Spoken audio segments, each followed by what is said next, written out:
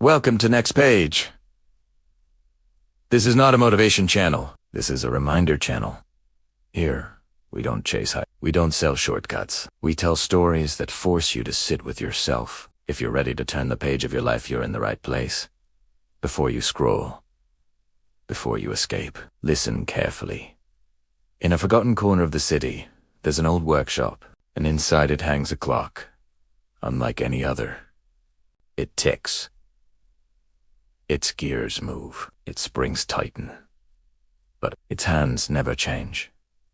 People laughed at it. They called it useless, yet the old clockmaker, he kept fixing it. Every single day. Why? This clock was working perfectly, but it never moved. And what it reveals might explain why your life feels stuck. This is the story of the clock that never moved, and the life lesson hidden inside it. The clock that never moved. In an old workshop at the edge of the city, there was a large clock on the wall. It was strange, not because it was broken, but because it worked perfectly and still never moved. Every morning, the clockmaker would wind it. Every evening, he would check it. The gears turned, the springs tightened. The ticking was loud, yet the hands stayed still. Visitors laughed. What's the use of a clock that doesn't show time? The clockmaker never answered. Years later, an apprentice finally asked, "Why do you keep fixing something that goes nowhere?" The old man removed the glass and pointed inside. "The clock is moving," he said, "but the hands are disconnected. All the effort is inside. None of it reaches the surface." The apprentice was silent. The clockmaker continued.